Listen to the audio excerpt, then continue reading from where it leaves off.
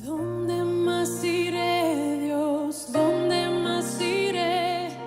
Tienes palabras de vida eterna. ¿Dónde más iré, Dios? ¿Dónde más iré? Tienes palabras de vida eterna. ¿Dónde más iré, Dios? ¿Dónde más iré? Tienes palabras de vida eterna.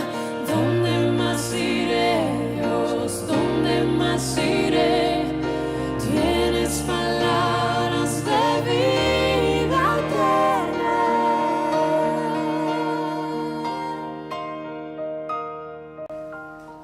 Capítulo 1, versículo 1 al 3. Vamos a leer Primera de Corintios, capítulo 1, versículo 1 al 3.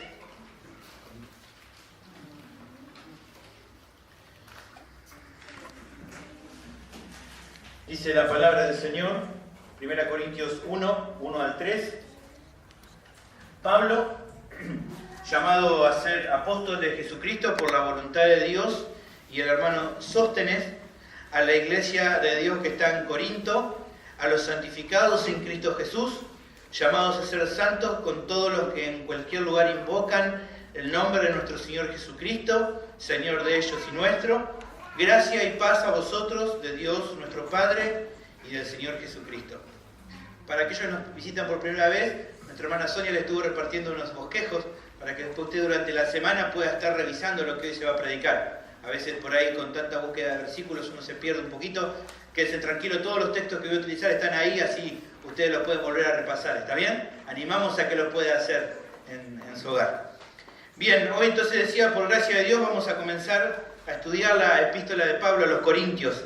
Estoy convencido que por medio de las exposiciones el Señor va a hablar profundamente en nuestras vidas, al transformar nuestro entendimiento para que cada día entonces seamos más semejantes a nuestro Señor y Salvador Jesucristo. A título introductorio, creo pertinente hacer un pequeñito análisis de algunas consideraciones generales antes de empezar a hablar sobre el contenido de la carta, de la cual hoy solamente vamos a ver el saludo, por eso se llama así. No pensé mucho el título del sermón, saludo. Pero antes de ver aunque sea esto que vamos a ver hoy, quería hacer algunas consideraciones generales, bastante generales porque mi intención, y así lo he hecho con Efesios, después durante el desarrollo de los sermones y de los capítulos, vamos a ir viendo más detalles sobre estas consideraciones generales. Pero quería darle un pequeño pantallazo. Lo primero que podemos ver juntos es la relación entre Pablo y la iglesia de Corinto. ¿Cuál es la relación que había entre ellos o de dónde había comenzado? Bueno, en Hechos capítulo 18 vamos a ver que tenemos cómo comienza la historia entre ellos. Tenemos ahí Hechos capítulo 18, dice, después de estas cosas, Pablo estaba haciendo ya su segundo viaje misionero, salió de Atenas Pablo y fue a Corinto. Y había allí un judío llamado Aquila, natural del Ponto, recién venido de Italia con Priscila su mujer, por cuanto Claudio había mandado que todos los judíos saliesen de Roma. Fue a ellos, y como era del mismo oficio, se quedó con ellos y trabajaban juntos, pues el oficio de ellos era hacer tiendas. Y discutían en la sinagoga todos los días de reposo, y persuadía a judíos y a griegos. Y cuando Silas y Timoteo vinieron de Macedonia, ya Pablo estaba sumergido en su segundo viaje misionero, predicando ya en Europa, y llega de Macedonia Silas y Timoteo. Pablo estaba entregado por entero a la predicación de la palabra, testificando a los judíos que Jesús era el Cristo. Pero poniéndose y blasfemando estos, les dijo, sacudiéndose los vestidos, vuestra sangre sea sobre vuestra propia cabeza. Era bastante duro, ¿no? Yo limpio desde ahora, me iré a los gentiles, dice Pablo. Y saliendo de allí se fue a la casa de uno llamado Justo, temeroso de Dios, la cual estaba junto a la sinagoga. Y Crispo, el principal de la sinagoga, creyó en el Señor con toda su casa, y muchos de los corintios, oyendo, creían y eran bautizados. Entonces el Señor dijo a Pablo en visión de noche, no temas, sino habla y no calles, porque yo estoy contigo, y ninguno pondrá sobre ti la mano para hacerte mal, porque yo tengo mucho pueblo en esta ciudad. Y se detuvo allí 1 año y 6 meses, enseñándole la palabra de Dios. Hasta ahí nomás. usted siga después leyendo, va a ver un poquito más la historia. Entonces, nos relata la palabra que fue el apóstol quien plantó a la congregación allí en su segundo viaje misionero en Corinto, en el istmo que estaba ahí. Él permaneció en el lugar enseñando y ministrando 1 año y medio, hasta que, partió para seguir adelante. Es uno de los lugares donde más tiempo estuvo él enseñando. Y luego que él se va, hay otro siervo de Dios que sigue enseñándole, que era Apolos. Lo aclaro porque más adelante vamos a ver un poco más sobre Apolos. ¿Está bien? En Hechos 19:1 nos dice que Pablo que Pablo, una vez que se fue, Apolos quedó ahí en Corinto y él estaba enseñando la palabra de Dios. Entonces, esa era la relación. Él había sido quien había fundado la iglesia de Corinto. La ocasión de la carta: se presume que el apóstol escribe la epístola de Corinto estando en Éfeso. ¿Se acuerdan? Él estuvo ¿cuánto tiempo en Éfeso? A ver si uno se acuerda. ¿Cuánto? Sí, bastante tiempo, 2 o 3 años estuvo él ahí en Éfeso, y estando ahí, ya habían pasado más o menos de 3 a 5 años, no hay una exactitud, ya habían pasado de 3 a 5 años que él había visitado por primera vez Corinto, motivado por un lado por informes que había recibido de algunas personas. Ahí en 1 Corintios capítulo 1, versículo 11, vemos que alguien le había formado, porque había sido informado acerca de ustedes, hermanos míos, por los de Cloé. O sea, hermanos de allí, conocidos de él, le estaban informando sobre lo que estaba pasando en Corinto. Y 1 Corintios capítulo 5, versículo 11 también dice algo más al respecto. Más bien lo escribí, 1 Corintios capítulo 5, perdón, versículo 1, no era versículo 11. De cierto se oye que hay entre ustedes fornicación. O sea, alguien le había contado a Pablo que estaban teniendo problemas en la iglesia. Y también, por un lado era por informe de personas, y también debido a consultas que habían hecho los corintios al apóstol, algunos motivados por una carta antecesora a esta, enviada por el apóstol y de la cual no habían quedado registro. O sea, antes de la epístola de los corintios, Pablo ya había mandado una carta a Corinto, explicándole algunas cosas. ¿Está bien? De esa carta no han quedado registros en la historia, pero sí entendemos, fíjense ahí, 1 Corintios capítulo 5, versículo 9, dice: os he escrito por carta que no os juntéis con los fornicarios. O sea, está refiriéndose a una carta anterior. Respecto a esa carta, cuando reciben esta carta a los corintios, ellos le quedan dudas respecto a lo que Pablo quiso escribir, o lo que Pablo les mandó, y entonces ellos le mandan una carta. Los corintios le mandan una carta a Pablo preguntando, porque no estaban bien seguros. Entonces Pablo manda la carta que tenemos aquí, a partir también de ese pedido, de esa consulta. 1 Corintios capítulo 7, versículo 1 dice: en cuanto a las cosas de que me escribisteis, ¿ves? O sea, ellos le habían escrito a Pablo porque le había quedado dudas. Entonces, a partir entonces de los informes recibidos por algunos hermanos y a partir de las consultas que los corintios le hacen, es que Pablo entonces define escribir la primera epístola a los corintios, que es la que tenemos aquí. Históricamente, entonces no es la primera epístola porque antes la había escrito, pero de acuerdo al canon de la escritura sí es la primera epístola de los corintios. ¿Se entiende? Bien. Quería darle algunos detalles como para que pudieran entender un poquito, ponernos en situación. Más que nada hoy siendo el primer sermón hablando al respecto. El propósito de la carta. Bueno, la carta tiene el propósito de corregir serias deficiencias en la congregación, entre las cuales vamos a mencionar algunas. Es un poco diferente a la de Efesios. ¿Se acuerdan que los principios generales que pasaban en Efesios, acá en esta no, acá hay serios problemas? ¿Está bien? Algunos de los problemas, bueno, una proliferación de facciones. La iglesia estaba dividida y el apóstol busca arreglar eso. Y eso es una de las cosas que él va a buscar arreglar, que vamos a ver más adelante. También había un apego de miembros de la congregación a las obras mundanas características de la sociedad contemporánea. Había serios problemas de moralidad en medio de la congregación que no estaban siendo atacados con severidad. La sociedad corintia era una sociedad inmoral, claramente inmoral. Un comentarista la compara a lo que sería hoy Las Vegas, Nueva York, una ciudad cosmopolita, pero totalmente pecadora. ¿Está bien? Había un término en aquel tiempo muy común que era decir corintizar. Si vos corintizabas es porque andabas recontra perdido. ¿Está bien?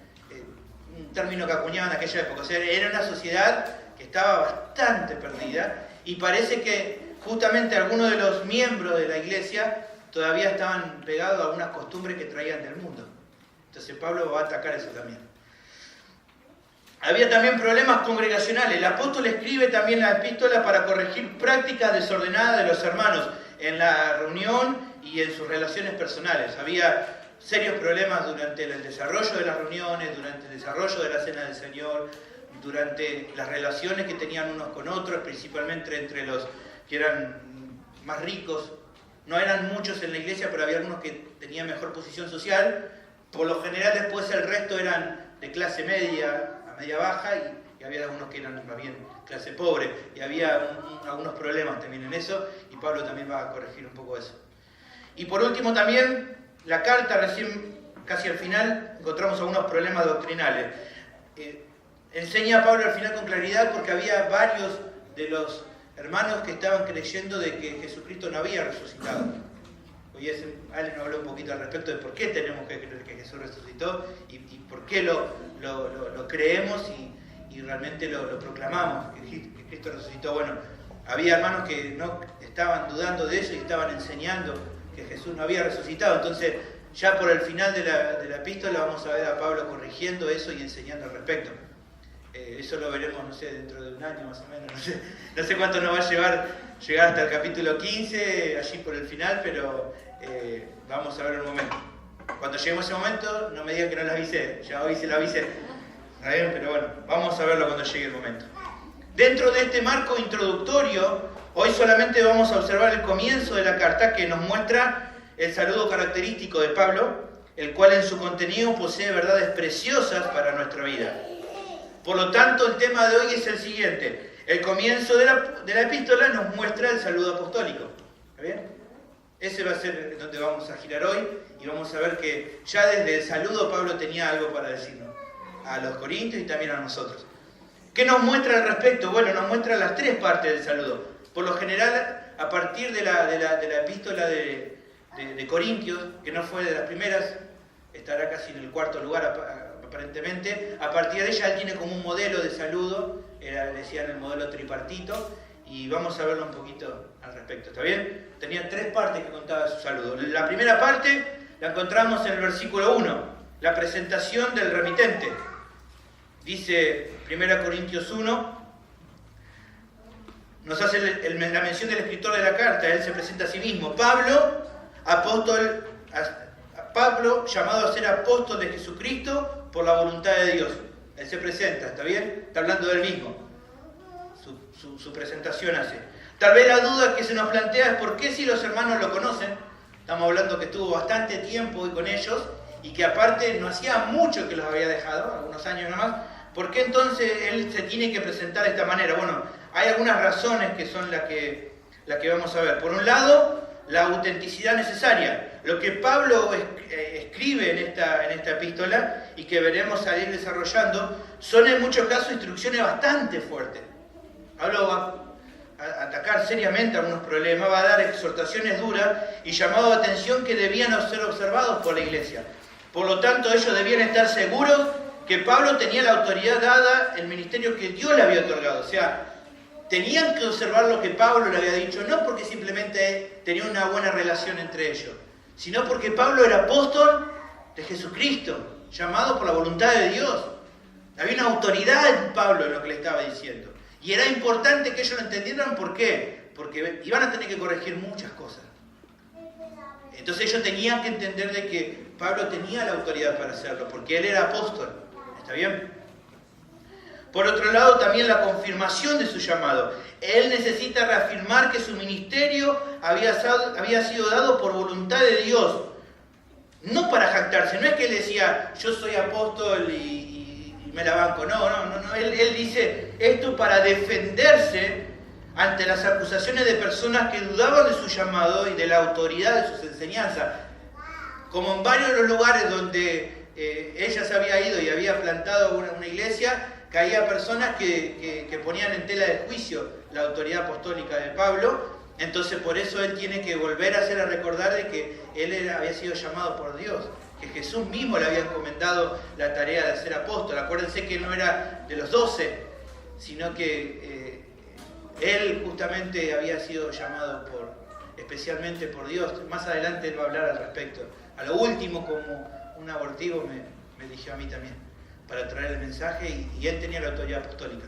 ¿Está bien? Por último, la razón, el afecto que tenía por ellos.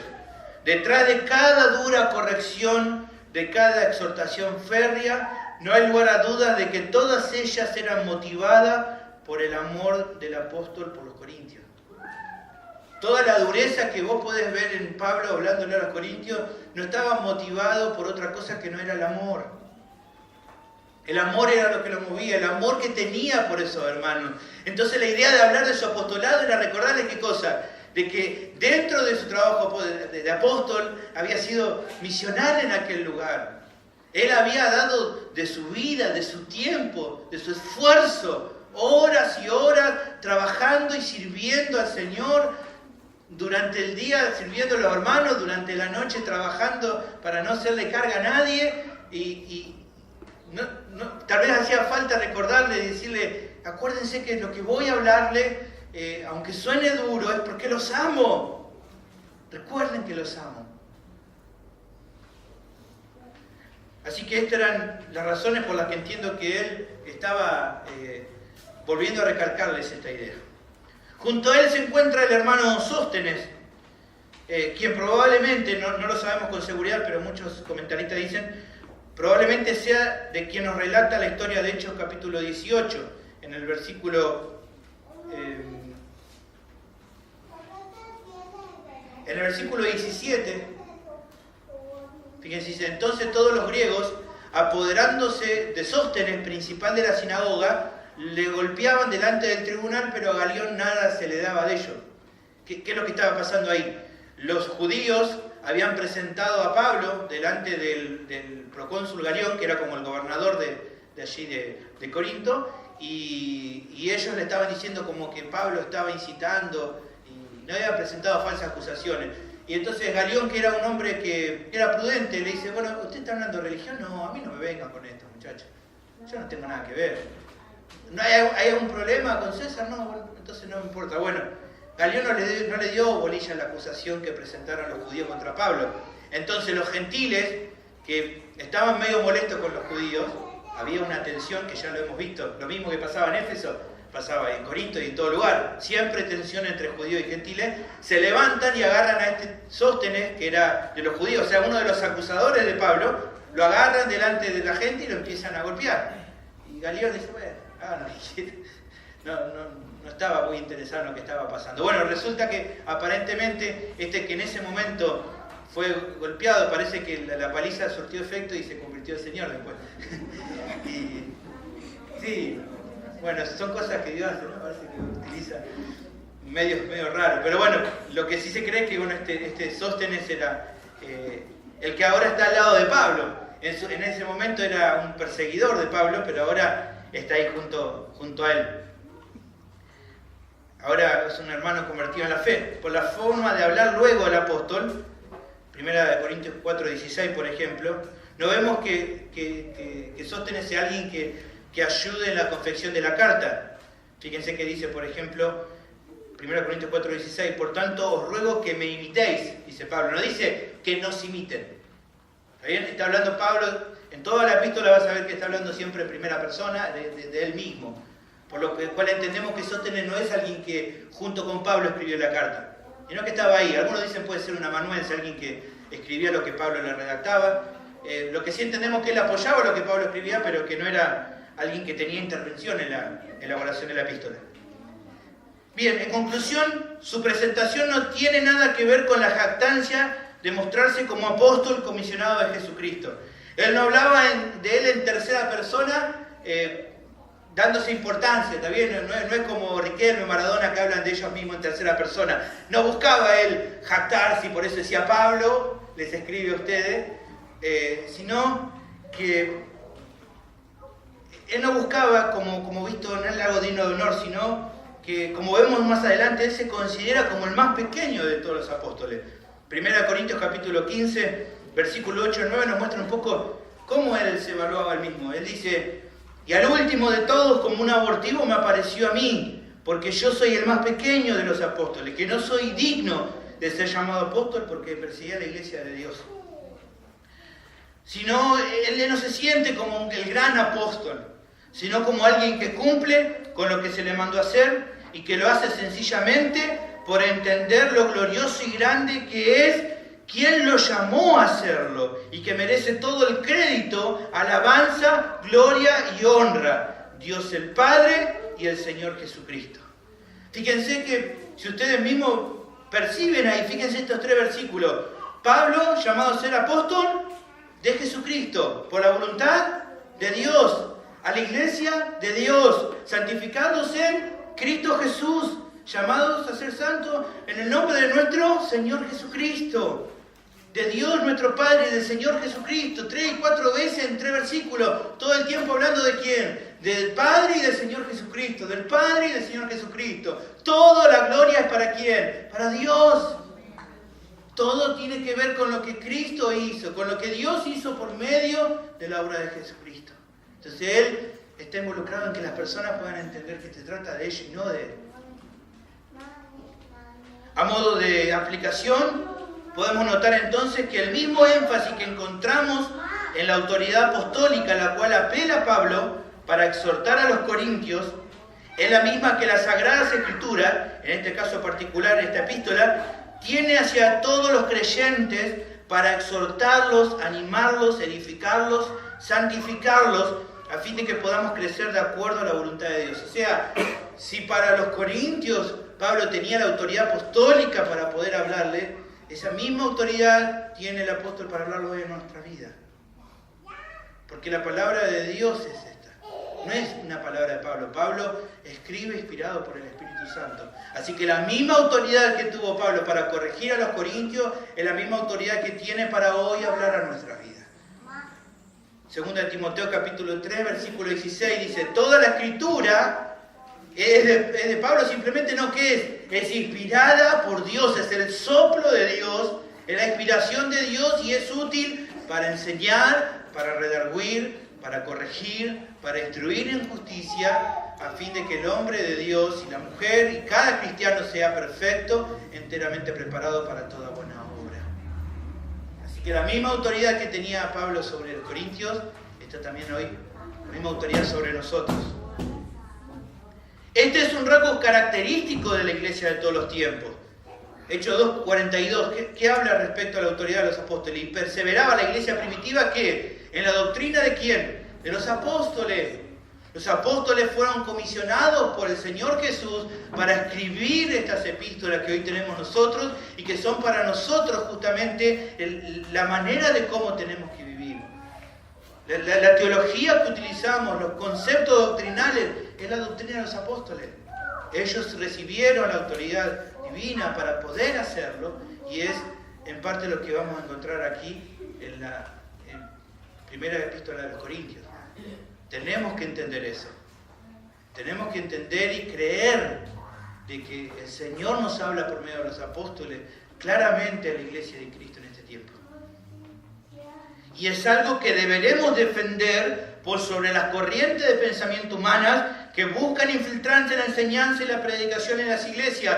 Del capítulo 1 al capítulo 4, Pablo va a atacar las corrientes filosóficas de aquel tiempo, poniendo la preponderancia en el Evangelio de Cristo, en el mensaje, el contenido del Evangelio, por sobre cualquier filosofía humana.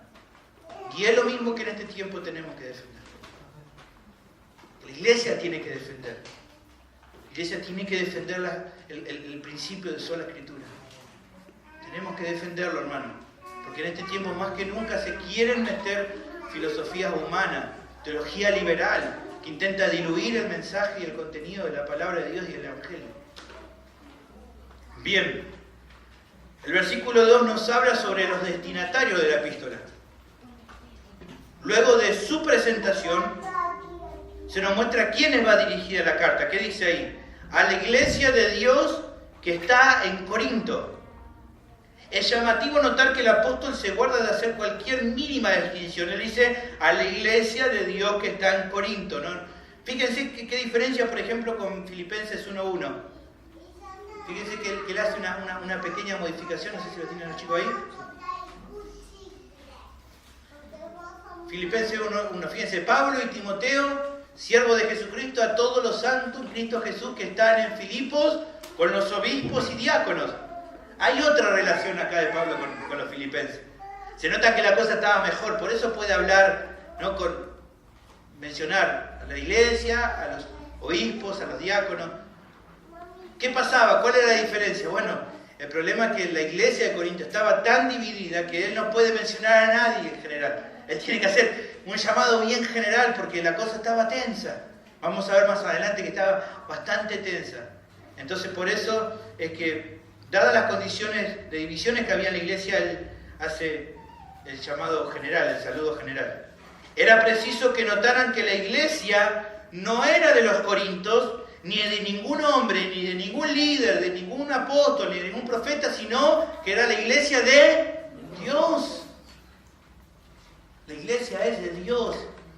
No eran de ellos mismos, no era de un pastor, no era de un grupo dentro de la iglesia que se había formado. Era la iglesia de Dios. Nunca debemos olvidar de que aunque honremos a los hombres que han trabajado y servido, fundando y plantando congregaciones en todo el mundo, ellos son simplemente instrumentos en las manos de aquel a quien le pertenece la adoración, por ser el verdadero fundador, dueño y sustentador de la iglesia. Dios es el fundador de la iglesia, el que la crea, el que es el dueño y el que la sustenta. Los hombres son simplemente instrumentos humanos. Y por más que los honremos, no son la iglesia de ellos, sino que es de Dios. Y Pablo hace esa distinción y lo explica con claridad. Es precioso también notar cómo el apóstol denomina al grupo de creyentes. Esto no lo hemos hablado en Efesios y está bueno, se lo quería aprovechar para resaltar ahora. Él denomina al cuerpo de creyentes en Corinto de la misma manera que Cristo. ¿Cómo? ¿Qué dice? Alá. ¿Qué dice el versículo ahí? Alá, ¿qué dice? Iglesia. Iglesia. Él tiende a separar, separa a este grupo de hermanos de cualquier otro tipo de distinción que había podido pensarse en aquella época. El término que utiliza es iglesia, es eclesia en griego, y que claramente no tiene que ver la idea de lo que son las congregaciones judías. Las congregaciones judías, los lugares donde se enseñaba la palabra entre los judíos, eran las sinagogas. Él va a utilizar una palabra totalmente diferente. Él dice, no es lo mismo la iglesia que las sinagogas. No es lo mismo. Por eso él dice, es eclesia. ¿Qué significa entonces? Eclesia, iglesia, bueno, tenía más que ver con asamblea, pero también hace la distinción. Fíjense que también para aquella época también existían lo que eran las asambleas entre los gentiles, especialmente. Fíjense, Hechos capítulo 19, 39. Y si demandáis alguna otra cosa, acá está Pablo hablando allí, creo que es en Atenas o un poquito más adelante, dice, en legítima asamblea, se puede decir. La palabra asamblea ahí es eclesia también. Es la misma que utiliza Pablo acá. ¿Está bien? Para los gentiles la idea de eclesia era una asamblea. En el caso de ellos era algo político que hacía, o algo que tenía que ver con el gobierno. Cuando había que definir algo, se juntaban en eclesia, en asamblea, y definían. Ahora Pablo dice, no es ni sinagoga, ni es asamblea, sino que es eclesia de Dios. Es algo especial, es algo nuevo. Él está haciendo la distinción. Acuérdense que para nosotros hablar de iglesia ya es más fácil, pero para ellos era algo bastante nuevo. Entonces dice, estos son la iglesia de Dios que está en Corintio. Entonces le está diciendo, una asamblea, un cuerpo de creyentes llamados por voluntad de Dios. Esta es la idea de la iglesia de Dios. Le está diciendo, es algo especial, es algo nuevo. Pertenecen a un grupo de la iglesia llamada universal, de todos los lugares, lo vamos a ver un poquito más adelante, pero también ustedes ahí, ese grupo que se junta ahí en Corintios, son la asamblea de Dios, son la iglesia de Dios que Él puso por su propia voluntad. ¿Está bien? Como expresa MacArthur, No nos pertenecemos a nosotros mismos, individual o colectivamente, pues todos hemos sido comprados mediante el precio de la sangre de Cristo. 1 Corintios capítulo 6, versículo 20, lo va a decir más adelante, porque habéis sido comprados por precio. Son lo que son ahora, no porque ustedes hayan querido hacerlo, sino porque Dios lo hizo por medio de Cristo. Estamos hoy juntos, no porque nosotros hayamos definido, sino porque Dios lo hizo. ¿Está bien? ¿Se entiende esta idea?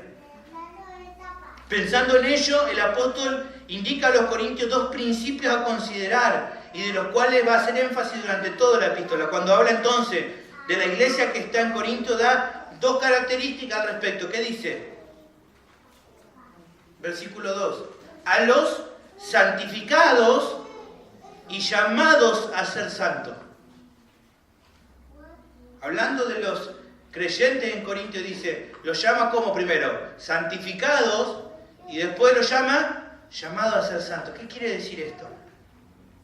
Lo primero, santificados, tiene que ver con lo que posicionalmente son. Elegidos, separados, apartados por Dios mediante la obra de Cristo, y debido a esa obra, habiendo recibido la justicia imputada de su Salvador, es que pueden llamarse santificados, apartados. Hebreos capítulo 10, versículo 10 dice, en esa voluntad somos santificados mediante la ofrenda del cuerpo de Jesucristo, hecha una vez para siempre. Podemos llamarnos santos, escogidos, separados para Dios por medio de la obra de Cristo. Por eso Él puede llamarlos santos o santificados.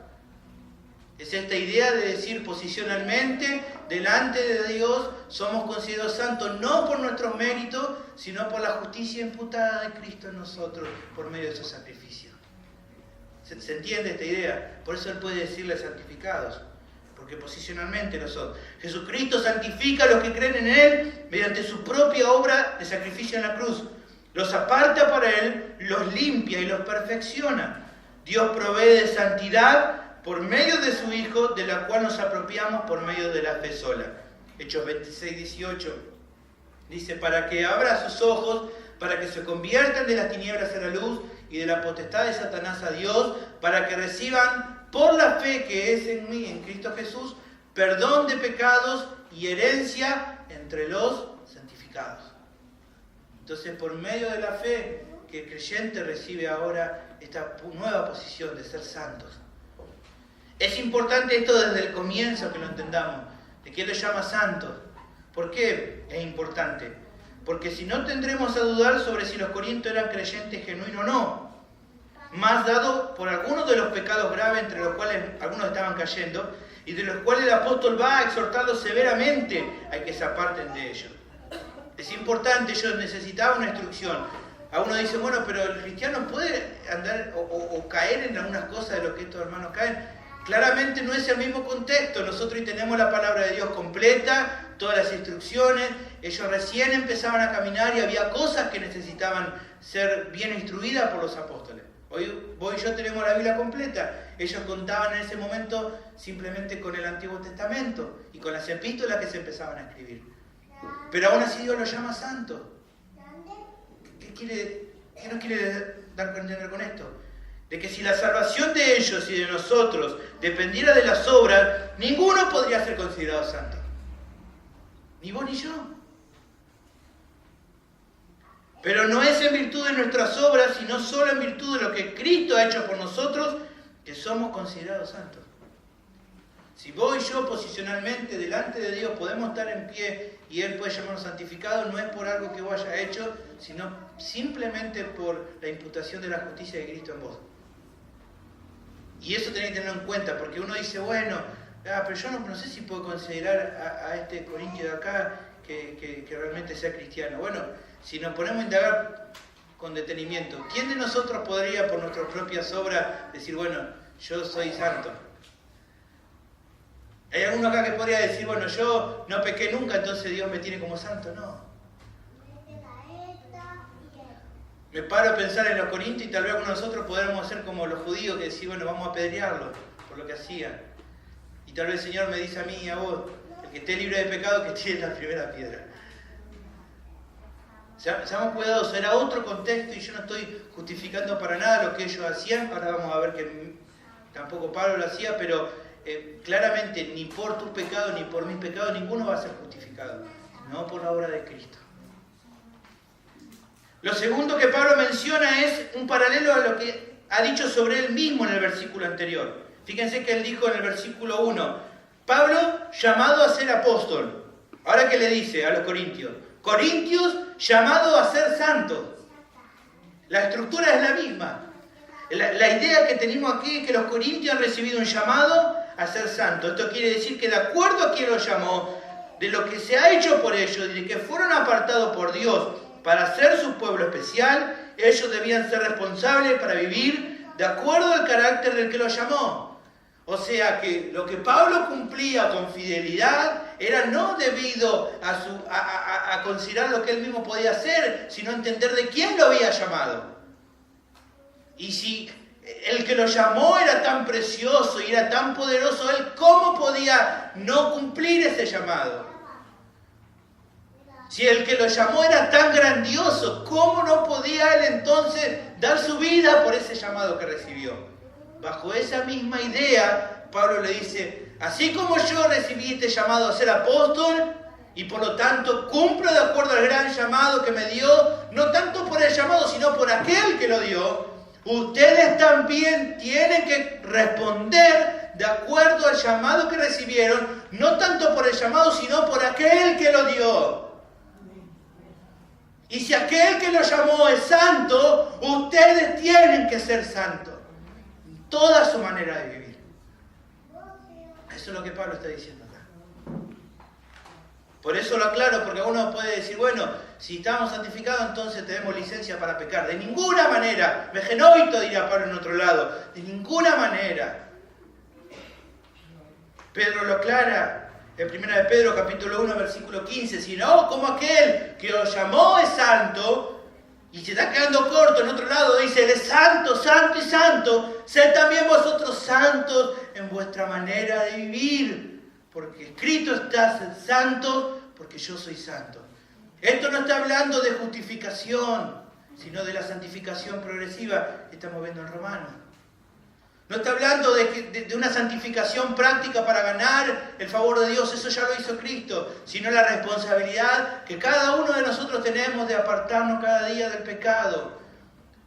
No para ganar el favor de Dios, sino a partir de ver que si Él es santo, yo y vos tenemos que ser santos. Porque hemos recibido el llamado de aquel que es llamado santo. Por lo tanto, ya desde el comienzo de la carta, vemos que Pablo declara cuál es su motivación al exhortarlo severamente, como lo hará durante toda la carta. Él no le está diciendo, sean santos, aléjense del pecado, porque entonces me voy a poner contento, porque entonces los voy a querer más. Él no está diciendo, bueno, sean santos, porque así entonces me voy a poner contento. Obviamente que va a estar contento, pero no ese es el punto. Él está diciendo, ustedes tienen que ser santos porque aquel que los llamó es santo. Inevitablemente es esperable que ustedes sean santos porque aquel que los llamó los comisionó y tiene el propósito de que sean como su Hijo. ¿Y cómo es Jesucristo? Santo. ¿Y cómo tenemos que ser nosotros? Como Él. ¿Y entonces cómo tenemos que ser? Santos.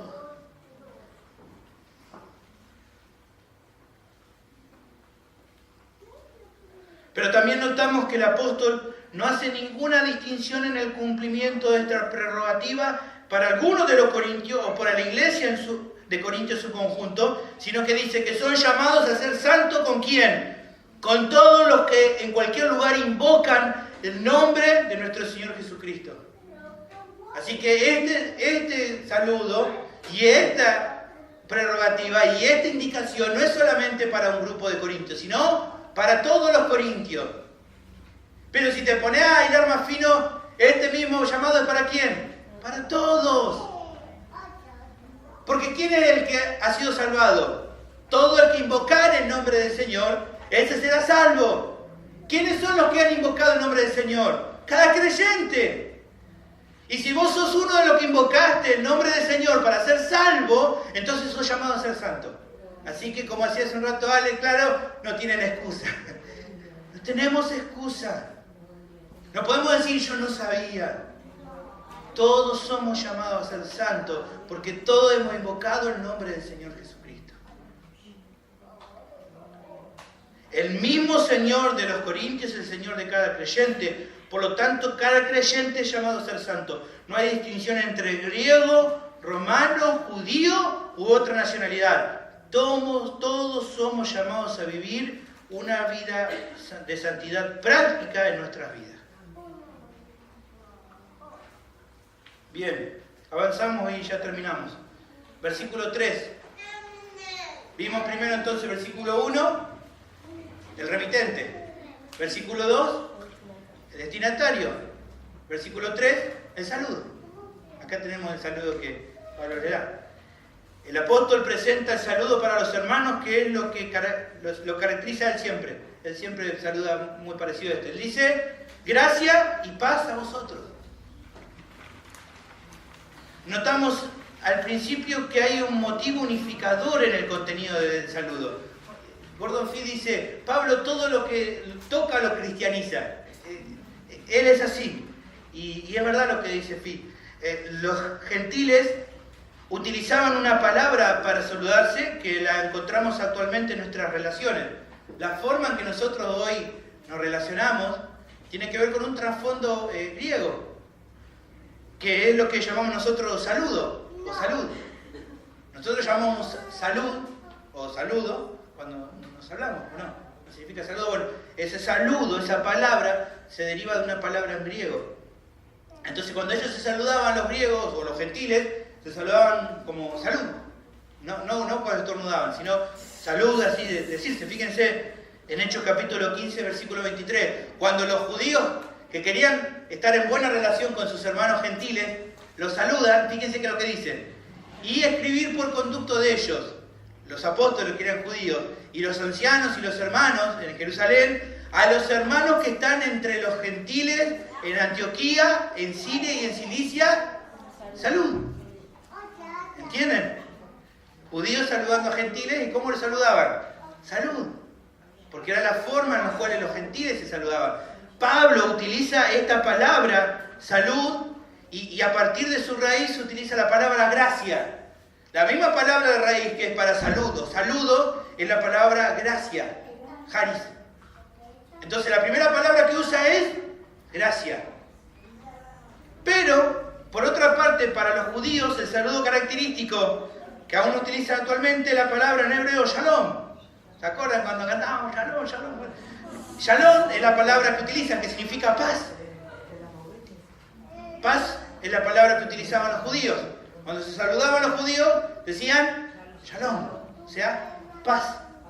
Entonces Pablo, que ¿se acuerdan que él siempre buscaba utilizar esta idea de una nueva sociedad, una nueva, ahora hay un solo pueblo? Entonces, ¿qué hace? Gracia y paz. ¿Entienden? Salud y shalom. Junta los mensajes, junta los saludos, junta el mensaje de los gentiles, el saludo de los gentiles, y junta el saludo de los judíos y hace un nuevo saludo unificado. Gracia y paz. Charis y shalom. De manera tal que Pablo fusiona entonces los dos saludos. Es innegable que tiene el propósito de demostrar a los creyentes de todo lugar la unión producida por Cristo al unir a judíos y gentiles bajo una nueva sociedad, un solo pueblo, una sola nación. Esto lo vimos, ¿se acuerdan? En Efesios. Cristo nuestra paz. Los que no lo vieron, búsquenlo en YouTube. Ahí claramente está. Efesios capítulo 2, versículo 14 y 16. Porque Él, Cristo, es nuestra paz, que de ambos pueblos, judíos y gentiles, hizo uno, derribando la pared intermedia de separación, aboliendo en su carne las enemistades, la ley de los mandamientos expresados en ordenanzas, para crear en sí mismo de los dos pueblos un solo y nuevo hombre, haciendo la paz. Y mediante la cruz reconciliar con Dios a ambos en un solo cuerpo, matando en ella las enemistades. Entonces, cuando Él está diciendo gracia y paz, está hablando de esto. Uno solo, un solo pueblo. Ya no hay divisiones. Ya en Cristo no hay más judío, griego, gentil, romano, esclavo, libre, varón y hembra, sino que todos son uno en Cristo. Y Cristo en ellos. Solo cuerpo. Esto entonces, por un lado, la idea de lo que Pablo está hablando acá en Gracia y Paz. Pero aún más profundamente encontramos que une el saludo a Dios Padre y a nuestro Señor Jesucristo. Gracia y paz de Dios nuestro Padre y del Señor Jesucristo. Y esto es así porque la gracia y la paz solo pueden provenir de lo alto y son otorgados para todos los creyentes. Si podía hablar de gracia y podía hablar de paz, claramente tenía que relacionar con quién, con Dios. ¿De dónde viene la gracia? De Dios. ¿De dónde viene la paz? De Dios. Solo los cristianos pueden decirse unos a otros gracia y paz, porque solamente ellos conocen el verdadero significado de lo que es la gracia y la paz de Dios. No hay ninguna otra persona que puede decir. No hay ninguna otra criatura en el universo que pueda saber lo que es la gracia. Decía Spurgeon, los ángeles nos miran a nosotros para saber lo que es gracia, porque ellos no saben lo que es. El mundo mira a los cristianos para entender qué es la paz, porque la paz de ellos es mentira. Pero los cristianos podemos mirarnos a la cara y decir gracia y paz. ¿Por qué podemos decirlo? Porque sabemos de lo que hablamos cuando hablamos de gracia y paz. ¿Por qué? Porque nosotros hemos recibido esa gracia y por medio de ello hemos obtenido la paz con Dios y con nuestros hermanos. Efectivamente, el orden no es casual, sino que tiene un significado. ¿Por qué no paz y gracia en vez de gracia y paz? Bueno, porque solo la gracia produce la paz. Y donde hay paz es porque hay gracia. El don de gracia produce paz. ¿Se entiende? Dice Gordon Fee al respecto. En cierto sentido, esto, gracia y paz, resume todo el punto de vista teológico de Pablo. La suma total de toda la actividad de Dios para con sus criaturas se halla en la palabra gracia. Dios se ha entregado a ellos misericordiosa y bondadosamente en Cristo. Nada es merecido, nada puede conseguirse, todo es pura misericordia inmensa y gratuita. Y la suma total de esos beneficios, tales como los que experimentan quienes reciben la gracia de Dios, se halla en la palabra paz, que significa bienestar, salud total, prosperidad. La paz brota de la gracia y ambas justas brotan de Dios nuestro Padre y han entrado en acción en la historia humana por medio de nuestro Señor Jesucristo. Fin de la cita. El Padre da la gracia y la paz y la recibimos por medio de Jesucristo. Para terminar, es esa gracia la que brota del Padre para nosotros y que está toda disponible para cada creyente. Y es por medio de ella que logramos la paz unos con otros. Las dificultades que vamos a encontrar en los corintios pueden llegar a ser nuestras dificultades. Si ellos tuvieron el problema de que empezó a haber divisiones, que empezó a haber problemas, claramente, hermanos, ¿somos nosotros tan diferentes los corintios? No. Corremos el mismo riesgo a entrar en esos problemas. Por eso la gracia que ellos necesitaron y la paz para poder llevar adelante sus relaciones son la misma gracia y paz que necesitamos nosotros. Por lo que requeriremos ir al Padre por medio de Cristo para beber de la gracia que traiga paz para nuestra vida y para nuestra iglesia. Como pueblo de Dios, como iglesia aquí local, necesitamos de eso mismo, de lo mismo que necesitaban los corintios. No somos mejores que ellos. De lo mismo que ellos vivieron necesitamos nosotros. Juan capítulo 1, versículos 16 y 17 dice, porque de su plenitud tomamos todos, y gracia sobre gracia. Pues la ley por medio de Moisés fue dada, pero la gracia y la verdad vinieron por medio de Jesucristo. Filipenses capítulo 4, versículo 7, hablando de la paz. Y la paz de Dios, que sobrepasa todo entendimiento, guardará vuestros corazones y vuestros pensamientos en Cristo Jesús.